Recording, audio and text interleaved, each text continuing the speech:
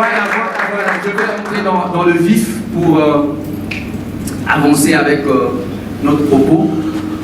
Alors, comme je le disais, ceux qui étaient là le samedi, ils ont vu cette image. Je voulais qu'on commence par là.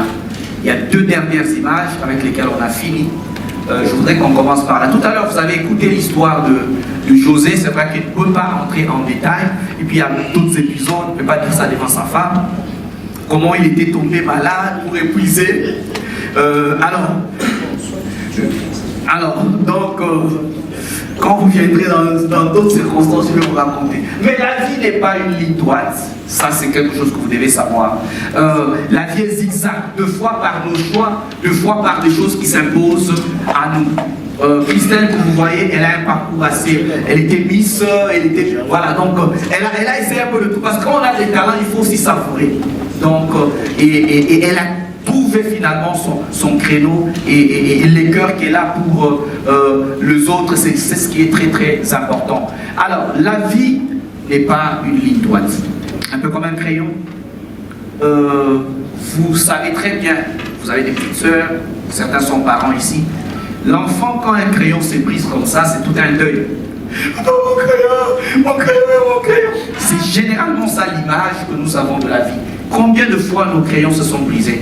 Les crayons de nos rêves, les crayons de nos carrières se sont brisés à un moment donné. Le temps me manquerait de parler du coach Christelle qui a écrit un merveilleux livre, Reste en vie, c'est ça, non? Voilà. Qui est passé par une dépression, par des choses compliquées. La vie n'est pas linéaire. Même quand on pense tout maîtriser, la vie, il y a des grandes entreprises qui sont tombées en faillite alors qu'ils maîtrisaient tous les paramètres de la vie. Un problème peut surgir. Les samedis passés, je vous ai parlé de l'histoire que j'ai mis en prélude de ce livre, l'histoire de notre ami en commun, Freddy, qui s'est retrouvé alors qu'il ne le pensait pas. Aujourd'hui, il est sur la chaise roulante. Et en passant, le premier fils de José, il porte le nom de Freddy. Quand je vous disais le samedi passé que j'étais modérateur MC dans le mariage d'un des collègues et que cet ami, malgré le fait qu'il était sur la chaise roulante, a quitté l'Afrique du Sud pour venir à ce mariage et que celui qui a mené la joie, c'était en fait à leur mariage que j'étais le MC, l'une des rares fois où j'accepte ce genre de propositions. J'étais MC à leur mariage et leur premier fils, effectivement, ils lui ont donné le nom de Freddy. Comme je l'ai dit la fois passée, Freddy, il nous coiffait à l'époque, on appelait coiffer taillé. Donc il nous taillait, on s'alignait le week-end chez eux, il avait une belle taille, il avait des carrières devant lui, jusqu'à ce jour malheureux où on a appris qu'en Afrique du Sud, il a connu un accident, double fracture, colonne vertébrale et tout ce qui va avec, et tout était comme arrêté. Et on a tout fait en Afrique du Sud, ça n'a pas marché, on l'a ramené pour aller en Inde. Moi, je suis allé le voir, je ne pouvais pas le regarder deux fois. C'était compliqué, c'était pénible. On avait comme l'impression que tous les rêves étaient partis. C'était vraiment fini. Il était croquis, je ne pouvais pas le regarder. Le Dieu est passé par cette médecine, on l'a amené en Inde, ça n'a pas traîné. Il est rentré, bien qu'aujourd'hui il est sur la chaise roulante, mais il a toute sa conscience et tout ce qui va avec. Et pas 2 ans, une année seulement après cela, c'était le mariage de l'autre. Il a décidé de venir ici à Kinshasa et vous imaginez, il a payé son billet pour venir à ce mariage. Et ce n'était pas fini. Je l'ai dit le samedi passé, toute la fierté de voir quelques temps plus tard ce concours aux États-Unis, des personnes, la course des gens sur les chaises roulantes, et il est allé participer. Et j'ai toujours dans mon téléphone cette photo de lui avec le drapeau de la RDC au cou et cette médaille qu'il a remportée. Comme pour dire en fait qu'on peut se reconvertir, non pas qu'on a rêvé faire ça, mais les situations peuvent venir, on peut s'adapter, nos crayons peuvent se briser. C'est le cas le plus extrême, le cas de mon ami, quand je l'ai dit, j'ai toujours un peu de gouttes de larmes, mais en fait, il est un élément de motivation. Chaque fois quand je me réveille, quand je pense à lui, je me dis, il n'y a pas de raison d'échouer dans la vie. Parce qu'on peut, quelle que soit la situation qui nous arrive, on peut se reconvertir. Mais chaque fois que vous avez ces genres de situations, trouvez comment rétailler le crayon pour en avoir 2 et avancer. Alors, les circonstances de la vie peuvent nous mettre à terre et nous foutre la grosse honte. Vous vous rappellerez de ce combat de 1974 je l'ai évoqué le samedi passé, mais c'est une circonstance. Alors que Foreman venait d'être champion en 73, à 25 ans seulement, il va rencontrer ce jeune homme que tous les Congolais aimaient, je ne sais pas pourquoi, alors que lui il est un peu plus clair, on devrait aimer Foreman qui était plus noir. Et on n'a pas compris comment il y a eu une dynamique autour de Mohamed Ali, comme si Foreman était l'image de blanc et que Ali qui était un peu clair était l'image des Africains. Et on a cogné Foreman, il a perdu sa ceinture en 74. Et la honte, toute la République. Et il y a même eu un slogan, Ali Bomaye, qui est attaché à la vie de Foreman, comme une honte. Donc on peut te définir comme quelqu'un qui avait été mis à terre devant un grand public à Kinshasa. Mais est-ce que tu vas te définir par rapport à ça? Est-ce que toute ta vie tu vas rester sur ça en te disant c'est moi le gars qu'on a tabassé par Ali, c'est moi le gars qui au stade du 20 mai, j'ai eu la grosse honte. Il y a même une chanson, un slogan sur moi. Si Foreman a vécu ça, chacun de nous a vécu peut-être moins pire que ça. Mais ce monsieur Foreman, pour moi, il est un grand modèle mieux que Ali. Et je l'ai dit les samedis passés, parce que Foreman, entre 1974, il y a eu des années qui se sont passées. On est arrivé à 1994. Il a 45 ans. Ce monsieur a remporté pour la deuxième fois sa ceinture de champion du monde de boxe poids lourd. 20 ans d'écart. 20 ans d'écart jour pour jour. Donc il a perdu la ceinture en 74, il a repris la ceinture en 93 et il a gardé cette ceinture pendant une année. Et donc, dans l'histoire de la boxe, il est le plus vieux champion de boxe. Parce que généralement, on a un certain âge, on a un souffle en combat. Et Foreman, c'est une histoire de quelqu'un qui est tombé et qui a fait de son échec une échelle. Parce qu'il a gardé l'endurance. Quelqu'un pouvait se dire, j'ai déjà eu ma grosse honte, que j'abandonne, que je laisse. Les années sont en train de passer, il n'y a plus d'espoir. Parce que quand il n'y a plus d'espoir, ben, on passe à autre chapitre. Mais il est resté endurant, il s'est formé, il a continué à croire. Et il a fini par décrocher, encore une fois, cette ceinture. Et ce n'est pas fini par là. Aujourd'hui, Foreman, il écrit des livres, il est motivateur, il est évangéliste, il fait beaucoup de choses. Et il a gagné plus d'argent en dehors de ring que dans les rings. Parce qu'il a fait une publicité qui semble banale, comme cuisinier, mais parce qu'il avait la carrière qu'il avait. Et donc, le background, il est très important. José l'a dit tout à l'heure, Marie-Ange aussi, il dit, bien que ce que j'ai fait n'est pas forcément lié à la section, à la filière que j'avais fait, mais les backgrounds que j'avais fait. Rappelez-vous, j'ai dit ici, que quand on parle souvent de l'opportunité qui rencontre la préparation c'est l'ensemble des éléments des backgrounds. C'est que tu as reçu quand tu étais Miss, la philosophie que tu as eue quand tu étais animatrice de télé, c'est que tu as reçu quand tu as été MC de l'endroit, c'est que tout ça, ce sont des éléments des backgrounds qui font de toi incontournable. Moi, je vous ai dit, il arrive que je puisse avoir des entrées passives que je n'ai pas calculées. Parce qu'en réalité, j'ai accumulé une expérience transversale partant de domaine, de monde des organismes internationaux en passant par les secteurs privés et les secteurs publics. Et j'ai accumulé ces choses qui font que, deux fois, en fait, nous, on peut expérimenter pendant le confinement les dieux de confinement qui n'est pas confiné. Parce qu'on peut t'appeler, tu as un marché que tu fais en télétravail, tu ne sors pas alors que tu es à Gombe, on a barricadé, que tout le monde circule, mais vous ne circulez pas. Mais une FPA t'appelle, quelqu'un d'autre t'appelle, tu as des marchés, tu fais à distance et tu as des factures rassurées. Tu sors de confinement de Covid, mais tu fais comme les relooking de la maison. Parce que en temps normal, tu es bloqué, n'est-ce pas? C'est très important ce background. Alors je disais que c'est possible de rebondir. Et j'ai gardé cette image de notre champion Tiger Woods qui a commencé dès le début 97, 2001, les écarts étaient là. Il remportait des grands chelems. 2002, et puis 2002 à 2005, un peu 3 ans d'écart. Mais entre l'avant-dernier grand chelem et les tout derniers, regardez l'écart, 14 ans. Et donc ces 14 ans, c'est 14 ans d'humiliation, 14 ans de problèmes, il a divorcé, conduit en état d'ivresse, il a été arrêté pour beaucoup de choses. Et puis finalement, la presse a commencé même à se moquer de lui. Comme au tennis, c'est de tout. On fait des articles, comprenez. On identifie son infidélité à un tour de plus de son sport. Et en fait, il était devenu la risée de médias. Mais ce monsieur-là a pu trouver l'énergie qu'il faut. Et quand il remporte en 2019, il est parti de numéro 1 mondial.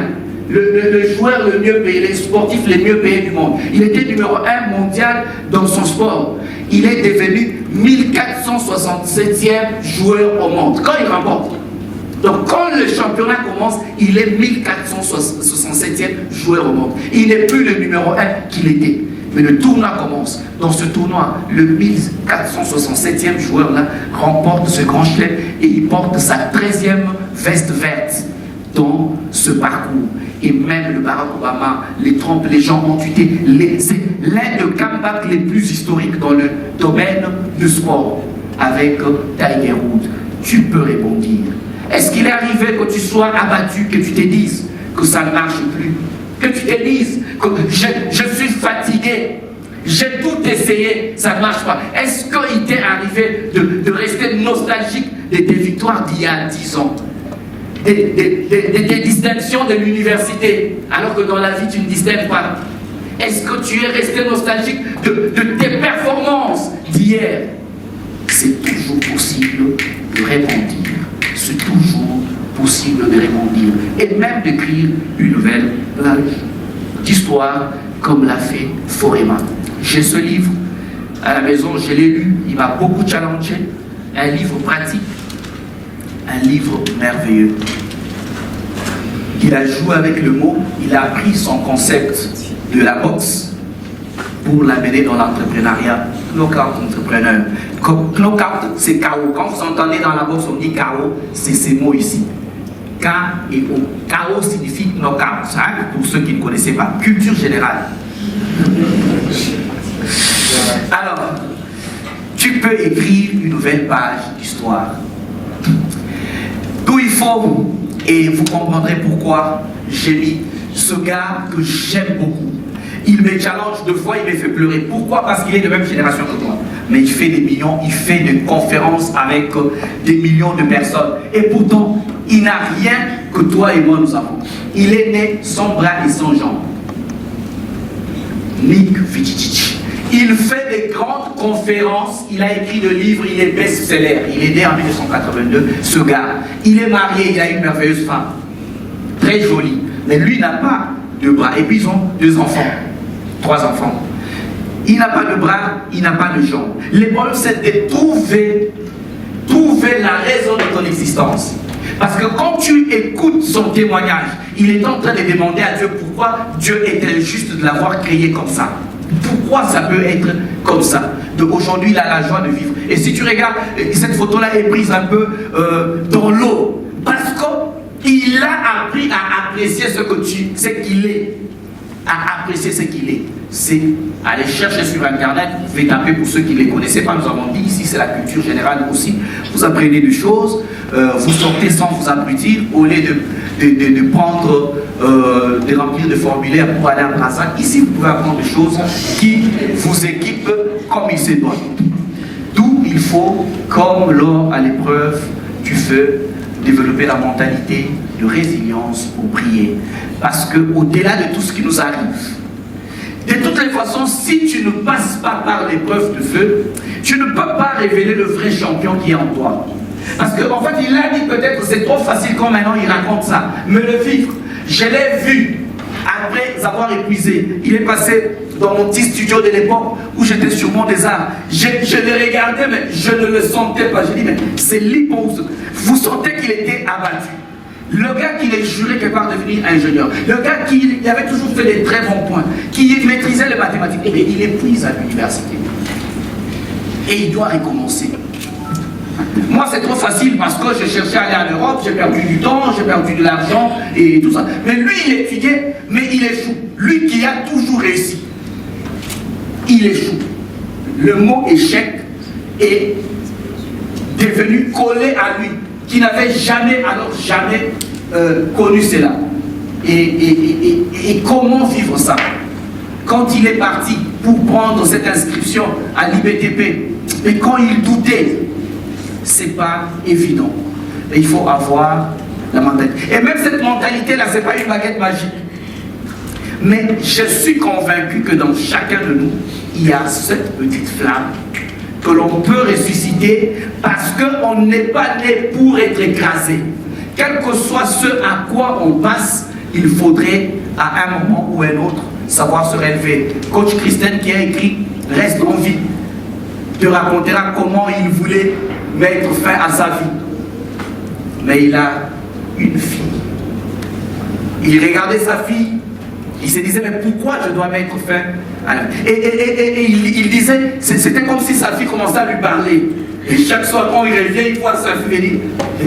Même les idées de suicide étaient étonnées. Il dit, comment toi, avec une merveilleuse fille comme ça, avec un avenir, tu veux mettre fin à ta vie? C'est vrai qu'on peut passer par les épreuves les plus dures, les plus humiliantes. Mais il faut savoir tenir et tenir bon. Car l'échec est l'ingrédient qui donne la saveur à notre prochaine réussite. Il est possible que si tu échoues, de guérir de ta maladie, le nom de ta réussite s'appelle résurrection. Parce que souvent on ne se rend pas compte. Les degrés de l'échec, de l'humiliation, de la profondeur, de la douleur que l'on ressent en échouant peut être en fait ce ressort qui nous fait rebondir pour une dimension un peu plus glorieuse. Dans quoi tu as échoué et que tu penses que tu ne peux pas te relever, c'est toujours possible. C'est toujours possible. Et l'échec devient l'ingrédient en fait de cette prochaine réussite. Toi qui étais resté dans la nostalgie, n'a réussi ça qu'à là. Donc réussite comme il est l'on qu'à là. Tu te demandes, quand est-ce que je réussirai encore? J'ai fait ce genre d'exploit il y a longtemps. J'ai atteint ces niveaux financièrement il y a longtemps. J'ai comme l'impression que je suis devenu un peu limité. Moi, mais je ne parviens plus. C'est juste une question des temps et de la conscience que tu y mets. Alors, le miroir. Un seul fait peut avoir plusieurs aspects et axes de l'échec ainsi que de la réussite, parce que l'échec souvent est considéré comme l'antithèse de la réussite ou l'inverse. Mais tout ce qu'on a comme réussite n'a pas comme inverse toujours échec. La réussite peut être une dimension de challenge que nous avons. Ça veut dire que tu parviens à réussir, tu voulais faire 85%, mais tu as réussi avec 80%. Est-ce que tu vas appeler ça échec? Tu as réussi, mais à un certain niveau par rapport au seuil que tu voulais avoir. Il peut arriver que tu dis minimum 60%, ça me va, mais tu t'étapes 68. Et 60 et 68, ce sont des réussites. Mais généralement, dans notre subconscient, quand il n'y a pas cet élément qu'on appelle réussite, ça veut dire c'est l'échec. C'est ça en fait. À notre subconscient est attachée cette réalité de foi qui n'est pas vraie. Parce que l'absence de toute réussite voulue n'est pas forcément un échec. Et l'échec dépendra maintenant de la définition que nous faisons de la chose.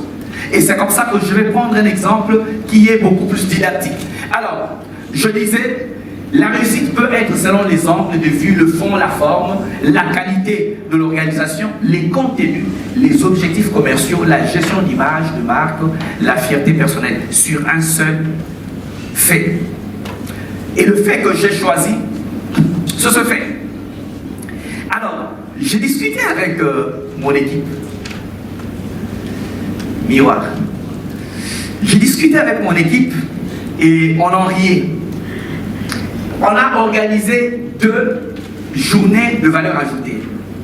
Donc, depuis qu'on a commencé valeur ajoutée, on organise toujours une journée et on est dans cette salle.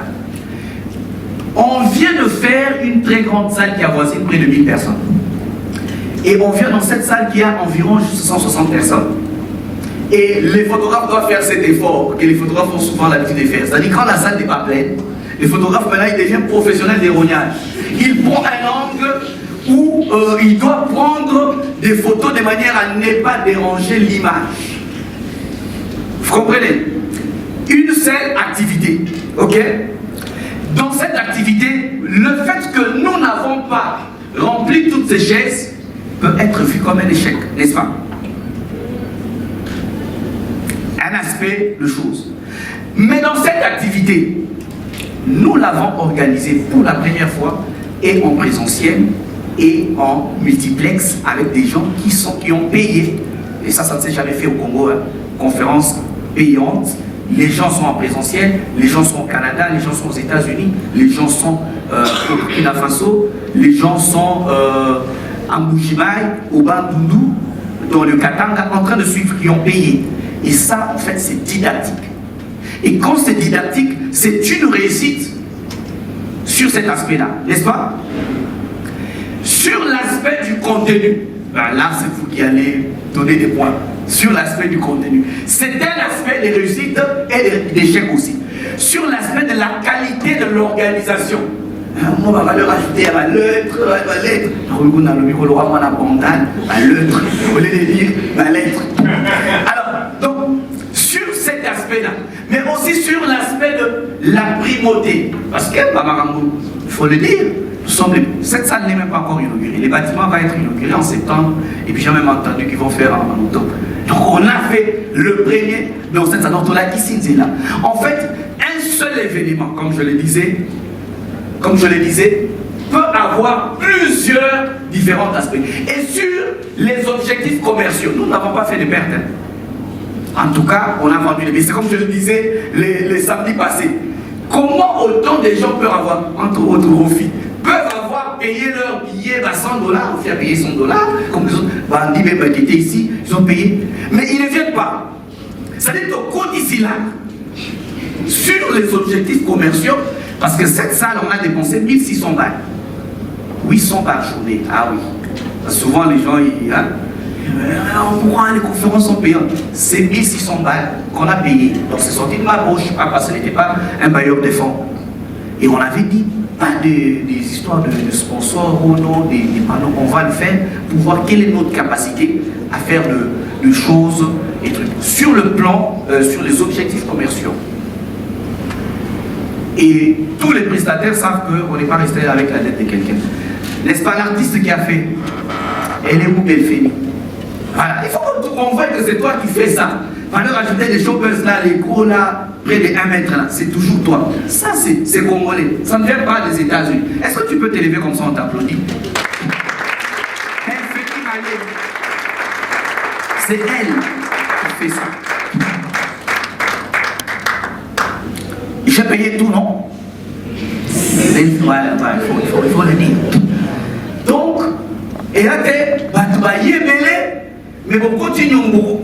Les prestataires restent 2 mois après, comme ceux de la francophonie, on n'a toujours pas payé. On n'a toujours pas payé les trucs. Donc nous, on est quittes. On est quittes. Benny m'a même dit, c'est très encourageant. Quand j'ai envoyé ta... J'ai dit, non, c'est très encourageant. Le mouton envoyé tout ça, il va dire, donc, à limiter à nous, les objectifs commerciaux sont très importants. Ok? C'est pas au Sali et puis tu vas là-bas, tu mets pris l'argent dans la caisse de la maison. Tu vois? Et puis c'est pas rentré. Donc sur ce plan-là, couverture. Vous comprenez? Donc un même événement peut avoir plusieurs aspects. Un seul fait.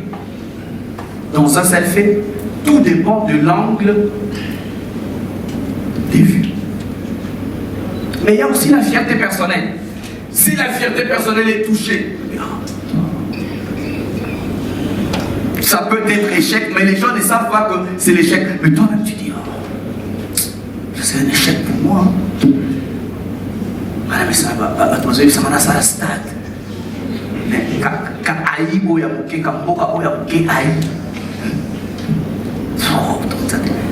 alors, donc, un seul fait peut avoir plusieurs aspects de l'échec. Vous comprenez?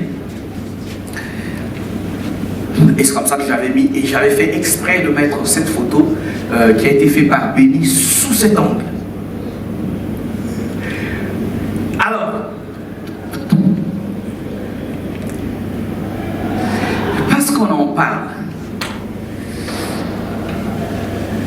comment surmonter l'échec et ses effets miroirs? Ici, je voudrais souligner, parce que j'avais dit que je vais rebondir quand il dit que du coup, ces enfants ne peuvent pas faire la protéine. C'est les enfants des deux parents mathématiciens, c'est-à-dire ils ont double portion des mathématiques en eux. Tu ne peux pas les limiter, dire que non, parce que quand tu n'avais pas un truc, non, laissez les enfants, ils vont choisir. Ça, ce sont les effets miroirs de l'échec. Parce que mon père qui était brillant en mathématiques n'a pas réussi en polytechnique. Ça veut dire que moi, je ne peux plus faire polytechnique. Papa, laisse. Laisse. Les effets miroirs de l'échec. Tata, moi, c'est la mission américaine qui m'ont dit ici m'a quitté. Donc, ici m'a raté. Non. Les effets miroirs de l'échec, c'est que l'échec, ton échec ou l'échec des autres te transmet comme peur. Il a essayé ça là-bas. Eugène Kato no Kutu. Non, vas-y. Tu ne peux pas déterminer cela par rapport à ce que moi j'ai vécu. Il faut faire attention, parce que pendant ces moments-là, il y a beaucoup de zouaves qui sont passés députés. Donc, il ne faut pas déterminer cela par oh non, écoute. Non. Les effets miroirs de l'échec. Là où le plus brillant a échoué. Quels zouaves sont passés? Voilà, très bien. Très bien. Donc, s'il vous plaît, papa, en rentrant, laissez les enfants tranquilles. Si Newton va sortir de là, laisse. Parce que ça va se savoir, ça va éclore. De toutes les façons, en matière de vision, je vais le dire tout à l'heure, on ne découvre pas toujours tout de suite c'est à quoi on est appelé. Ils sont très rares dans la Bible. Ils sont juste 3 qui savaient déjà ce qu'ils vont être avant leur naissance. Samson, Jésus et Jean-Baptiste. Où on dit, cet enfant naîtra, il va faire ceci, il va se comporter ça. Et même quand c'est connu d'avance, tu peux arriver à échouer. Parce que Samson a échoué. Avec tous les topos, Caneva a donné qu'il va être puissant. Mais on est quand même allé les crever les yeux. Donc le problème n'est pas de connaître c'est à quoi tu es appelé. Mais dans ton parcours, tu peux rencontrer des leaders qui te coiffent. Ce n'était pas prévu dans le topo. Ils ne sont pas nombreux. Des gens qui connaissent à l'avance ce qu'ils vont. Tous nous tâtonnons. Je commence à médecine et puis j'étais ici et puis tout ça. Je vais y revenir. Bon à savoir, et ça c'est très important, parce que depuis qu'on a commencé à parler de l'échec, mon échelle, j'ai l'impression que les gens ont pris un peu ça avec beaucoup d'effervescence. Et j'ai comme l'impression que les gens risquent de penser à autre chose que ce que nous voulions faire passer comme message. Alors je voudrais vous dire, c'est que l'échec, mon échelle n'est pas, avant qu'on puisse aller très loin, pour éviter les zouz et le lungue. Ce n'est pas une négation de l'existence de l'échec, ça c'est la première des choses. Donc quand on vient vous dire l'échec, mon échelle, du coup toi tu t'es dit non, tout dans la vie n'est pas échec, donc c'est seulement échec. Avant d'arriver à ça, il faut d'abord avoir à l'esprit que nous ne sommes pas en train de faire la négation de l'existence de l'échec. Et j'affirme avec force que l'échec existe d'abord. Ok? Ça c'est la première des choses. Deuxième chose, ce n'est pas un appel à la nonchalance ou au stoïsme béat. C'est-à-dire parce que tu ne montes pas sur l'échelle avec 2 pieds. N'est-ce pas, on est d'accord? Tu dois mettre un pied et tu dois mettre un autre. C'est ça en fait. L'échelle nous apprend la notion de la priorisation de ce que nous avons comme élément à déclencher pour aller vers notre victoire. L'échelle nous renvoie à la notion de la patience. Très important. Oui, tu as connu l'échec. Tu es en train de tirer des leçons. Avant même de monter sur l'échec, sois sûr que l'échec est bien fixé. Tu dois être patient. Tu ne peux pas retourner l'échelle. La patience, ça te permet de bien voir comment tu as positionné l'échelle. L'échelle, il a le support ou il n'a pas. Donc tu regardes. Et la patience, c'est aussi dans la façon de monter. On ne monte pas sur l'échelle en courant. Ah, comme le coach a dit, l'échec, mon échelle. Oh. Il faut de la patience pour en arriver là. La patience pour quelqu'un d'autre, ça peut être une année. La patience, ça peut être le temps de prison pour Diomaye Faye.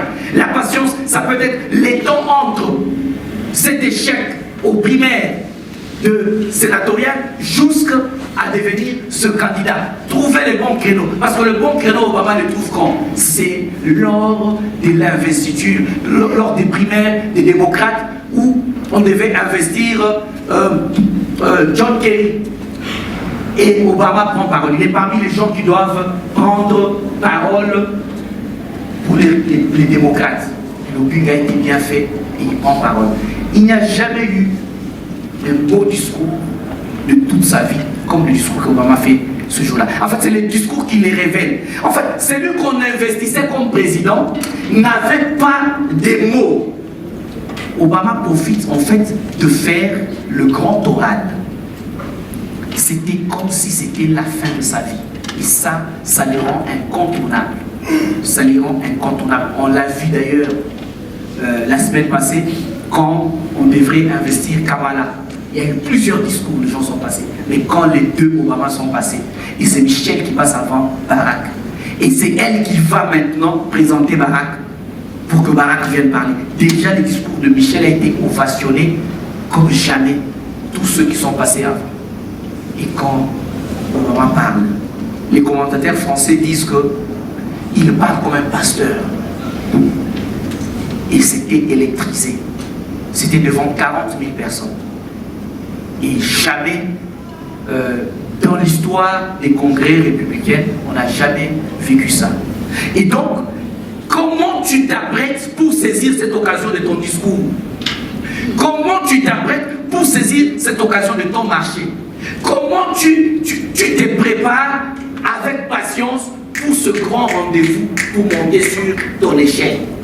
L'échelle nous apprend la patience. La patience peut te conditionner à l'apprentissage. La patience peut te conditionner au réglage de certaines choses. Certaines échelles aujourd'hui ont des vis. Tu peux bien visser ton échelle pour être sûr qu'il va te supporter jusqu'à ce que tu vas aller. L'échelle nous apprend la patience. Sixième chose que l'échelle nous apprend, c'est la persévérance. En parlant de la notion de patience, comment on peut expliquer la patience s'il n'y a pas la persévérance? Youssoufa disait que la patience, ce n'est pas attendre, mais c'est de faire des choses en attendant. Et quand on fait des choses en attendant, ça montre l'endurance, la persévérance. Parce qu'on croit à un idéal, on persévère, on fait encore. Je supporte ceci, je supporte, j'y vais progressivement jusqu'à atteindre le seuil, le sommet. La notion de la persévérance. L'échelle nous apprend ça. Parce que la persévérance, oui, l'échelle non plus n'est pas quelque chose qu'on monte facilement. Hein? Ah, c'est un peu moins équilibre. Et puis ça dépend de la taille de l'échelle. Ça dépend de la taille de l'échelle. La persévérance. Monte encore. Et la persévérance, c'est quelque chose que si tu veux réussir, tu dois avoir. Et puis, le dernier P, c'est le progrès. Parce que tu n'es pas statique. Ça veut dire que tu avances.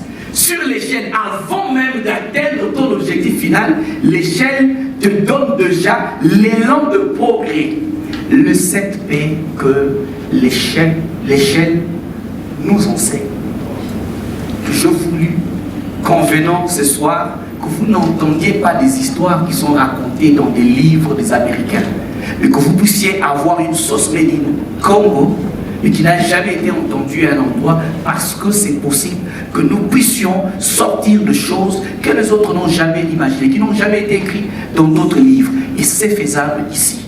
Et que vous sortiez d'ici décomplexé. Et que vous vous disiez qu'au Congo, j'allais dire qu'il y a un coach sur mesure. Et si je n'avais pas échoué dans ma vie, je n'aurais pas d'inspiration comme ça. L'échec, mon échec. Alors que nous sommes en train de finir, je voudrais que vous puissiez regarder cette image. Tous. Qu'est-ce qu'on a écrit là-bas? Où se trouve le frigo?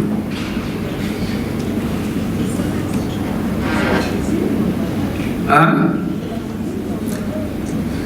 On voit pas le frigo, hein? On voit pas le frigo, non? Je vais voir cette deuxième image.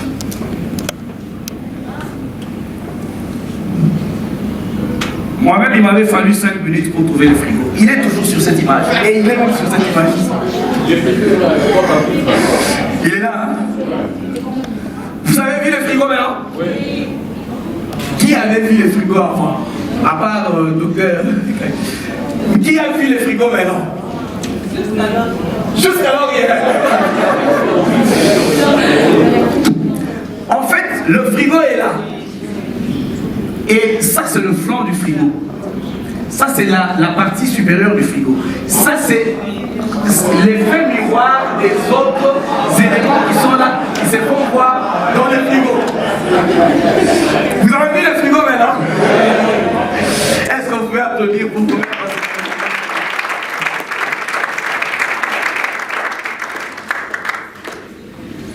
Donc, en sortant ce soir, vous pouvez être sûr que vous avez vu les frigos. Est-ce qu'il y a toujours quelqu'un qui n'a pas vu les frigos maintenant? Tous on a vu les frigos. Alors, cette image, je l'ai mise pour conclure à l'inverse. Et c'est une notion très importante. Ah, Jessie veut voir aussi le frigo. J'enlève d'abord cette image. Jessie, tu as vu les frigos? Ah, parce que tout le monde a déjà vu, mais finalement on t'a prêté les yeux. Alors, cette image m'a poussé finalement à conclure. À conclure à l'inverse pour vous dire ceci. La motivation de faire de l'échec une échelle vient du fait que l'on a une idée claire de ce que l'on va faire au sommet de l'échelle. C'est cela la boussole de notre escalade et le carburant qui nous rappelle la noblesse de la cause pour laquelle on s'était engagé quand on est tenté d'abandonner. Qu'est-ce que je veux dire par là?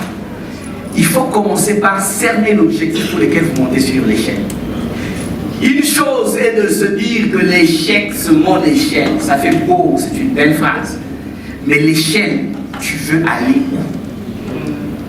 Et pourquoi je parle de la conclusion à l'inverse? Parce qu'avant de faire toute chose, on doit avoir cet élément essentiel, qui est la vision. La vision, en fait, devient la boussole de ton escalade sur. Parce que si tu n'as pas une vision, si il n'y a pas quelque chose sur ce toit que tu veux aller prendre, s'il n'y a pas ce fruit sur l'arbre que tu veux cueillir, comment placeras-tu l'échelle? Parce que si le fruit est ici, si tu n'as pas la vision du fruit que tu veux prendre, tu vas placer l'échelle ici. Et tu vas monter dans les néants. Donc, les plus grands dans tout ça, c'est la vision que tu as. Et c'est cette vision qui te permet de placer l'échelle là où il faudrait que tu montes pour aller cueillir le fruit de ta vision. Et donc, sans cette vision, on n'a pas de carburant, on n'a pas de boussole. Et comme je l'ai dit, la vision, en fait, c'est ce qui te conditionne même dans le choix que tu fais dans la vie. C'est parce qu'on a une vision de la vie qu'on choisit telle ou telle autre faculté, qu'on choisit de se marier à X et non pas à Y, ou soit de ne pas se marier parce qu'on a une vision. Et c'est pas un péché, Paul, mais c'est pas marié. Je vois les chrétiens qui me regardent, le mariage de Dieu. Alors, tout est question de choix par rapport à la vision que l'on a dans la vie. La vision te conditionne aussi à savoir choisir les types d'amis que tu veux. Parce que les amis, on les choisit. C'est pas un péché si tu refuses d'être ami à X. Parce qu'il y a des gens qui en font une fixation. Ils pensent que tu es conflictuel parce que tu n'as pas voulu. Non. Je l'aime, mais à distance. Je l'aime à distance. C'est très important de savoir dans la vie. Il y a des gens qui ont des pesanteurs. Il y a des gens qui ne te rappellent que l'échec. Alors que toi, tu as déjà pris l'échec, tu en as fait l'échec. Il commence à te définir par rapport à tes échecs passés, alors que tu veux monter. Ah, mais Joseph Fouana, mais il avait passé le casting chez nous. Mais il est DG, papa. Pourquoi tu veux rappeler quand il était... En fait, c'est ça le complexe du Congolais. Okay. Il faut commencer à rappeler tes points faibles, ton ancien parcours, parce qu'en fait, il ne veut pas supporter le fait que tu es aujourd'hui là où tu es. Et donc, c'est très important d'avoir une fixation. Et c'est cette vision qui te donne ce courage d'avancer. Quand tu es sur le point d'abandonner, tu te rappelles que j'ai été quand même le premier noir rédacteur en chef du magazine de droit à Harvard. Avant moi, il n'y en avait pas. J'ai été le premier dans ça. Donc je peux être, même si je viens d'être battu de 82 à 18. Tu te rappelles de qui tu es. Comme je vous ai dit la semaine passée, quand j'ai fait mon deuil après les élections, et puis après cette entreprise qui me contacte, et je vais faire ce marché. Les DG, les cadres de cette entreprise, on va à Zongo, on passe des moments, je me rappelle que j'étais le coach, et que je peux dire à un DG, saute. Il saute. Et un DG d'une multinationale. J'ai dit, l'échec, mon échec. Et les thèmes que j'avais donnés, c'était se ressourcer ensemble pour innover ensemble. Et en même temps, je me ressourçais. Et quand j'ai parti à ce zoo des Zongo, Zongo, et puis quand ça rentre vers moi, j'ai dit, je me ressource. Et quand je suis revenu, j'ai dit à mes collaborateurs, mon année commence. Mon année commence. Et là, nous sommes fin février, début mars. Et beaucoup de gens savent que ce n'était pas très évident. Hein? En janvier, j'étais inexistant en fait. L'une des rares personnes qui m'ont vu dans cet état piteux, c'est là même qu'on s'est vu avec le docteur. On a échangé un peu parce qu'il reste de ce côté-là. J'étais allé en serrer pour essayer un peu de... Voilà. Mais après, tu te rappelles que tu as une vision. Quand tu es sur le point d'abandonner, quand tu dis puis tu te rappelles. Est-ce qu'il y a des gens qui ont une vision ici? Est-ce qu'il y a des gens qui aspirent à quelque chose ici? Qui se disent que je veux arriver là? Quelles que soient les péripéties, je peux avoir un supérieur hiérarchique qui essaie de m'étouffer, mais je vais arriver. Je sais. Je peux me faire tout petit par diplomatie, je peux apprendre, parce que je ne veux pas être conflictuel, mais je veux arriver là. Sur cette échelle, hein, je vais y arriver. Je vais y arriver. Mais pour ça, vous devrez avoir une vision. L'art de voir les yeux fermés.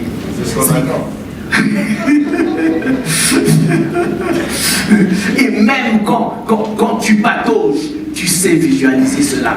Tu dis, je sais où je vais. Et comme on dit, la nature tout entière attend, avec ardent désir, la manifestation du Fils de l'homme. Amen. Et ça ne ratera pas. Ça ne ratera pas. Et on se rappellera qu'on a été à cette conférence aujourd'hui. Nous avons pris notre échelle pour monter et l'histoire sera écrite ici. Et nous allons faire ça. Car il s'agit de prier.